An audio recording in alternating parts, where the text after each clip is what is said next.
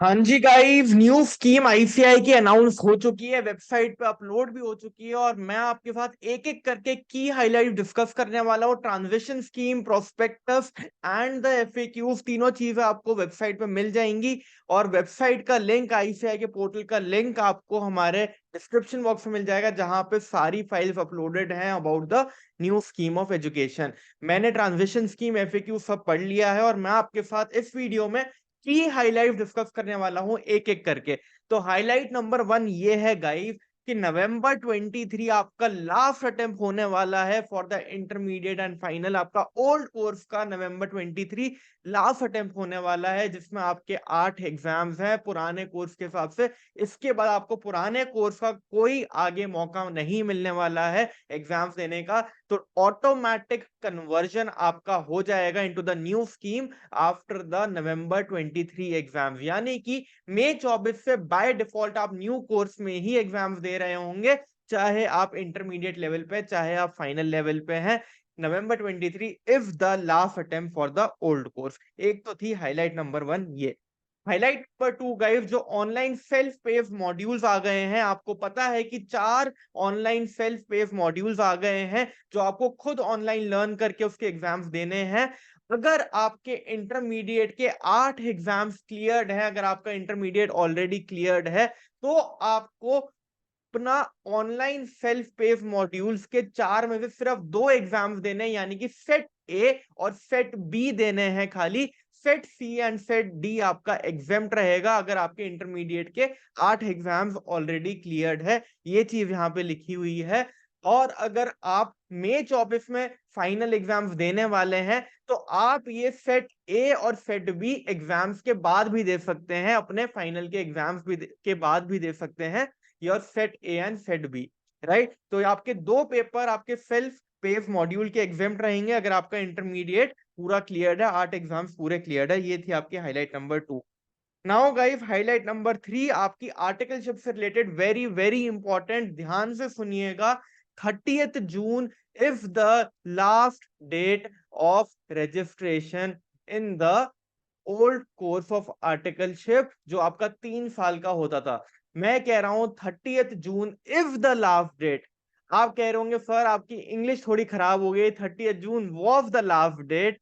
मैं फिर भी कह रहा हूं, समझदार को इशारा काफी है, 30th June is the last date of registration as per the old articleship rules. यानी कि अगर आपका एक ग्रुप क्लियर्ड है इंटरमीडिएट का, तो आप 30th जून के बाद अब अपनी आर्टिकलशिप नहीं शुरू कर पाएंगे, बिकॉज अब आपको न्यू स्कीम के हिसाब से ही आर्टिकलशिप ज्वाइन करनी पड़ेगी और वो बोथ ग्रुप्स क्लियर होने के बाद ही हो सकती है। इसलिए आपको 30th जून से पहले ही आर्टिकलशिप शुरू करनी थी as per the old rules. अगर आपको पूरे 3 साल वाली वो आर्टिकलशिप वाले में ही जाना पड़ेगा, अगर आपको एक ग्रुप के बाद अपनी आर्टिकलशिप शुरू करनी है। मैंने यहाँ से आपको सारी चीजें हिंट दे दी हैं, मैं क्या कहना चाह रहा हूँ आप अच्छी तरह समझ गए हैं। 30th June is the last date if you want to start your articleship after clearing group 1 and you want to go as per the old articleship rules, जिसमें कि आपका सीए फाइनल का एग्जाम तो 2.5 साल बाद ही ड्यू होगा guys.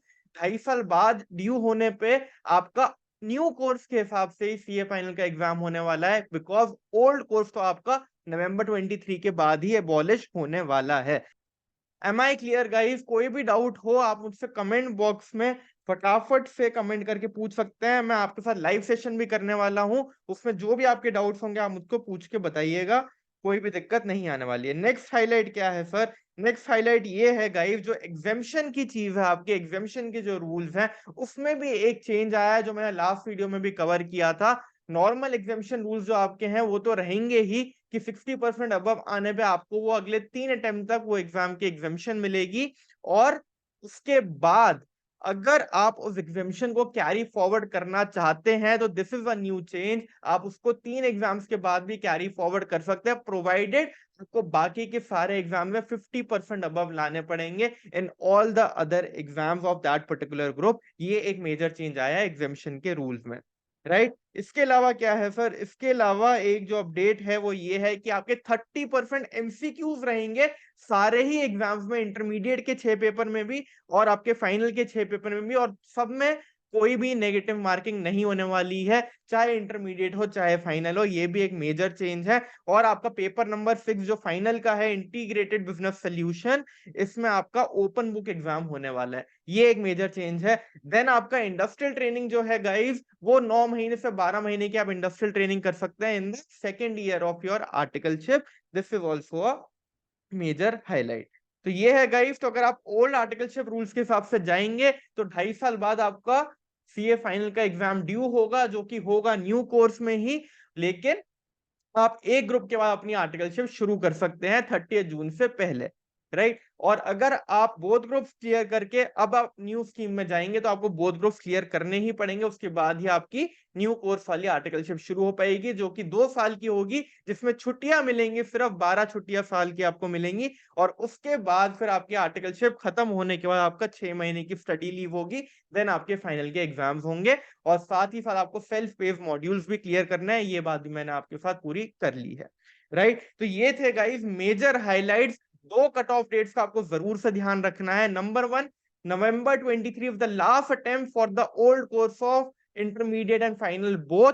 Automatic conversion आपका हो जाएगा न्यू कोर्स में फ्रॉम May 24। और दूसरी कट ऑफ डेट आपको 30 जून की ध्यान रखनी है for registering your articleship, right. तो ये थी गाइस सारी हाइलाइट्स। और भी कोई भी डाउट्स हो आपके केस से रिलेटेड, मुझे कमेंट करके जरूर से बताइए। मैं आपके साथ लाइव सेशन भी करने वाला हूं। और फटाफट से बैठते हैं, चीजों को क्लियर करते हैं और पढ़ाई करना शुरू करते हैं और आगे करियर में ग्रो करते हैं। चाहे आप इंटरमीडिएट लेवल पे है, चाहे आप फाइनल लेवल पे है, या फिर आप क्वालिफाइड चार्टर्ड अकाउंटेंट हैं, Thinking Bridge is here to help you in your career, in your job prospects and your articleship journey. Thank you very much guys. I'll see you in the next video.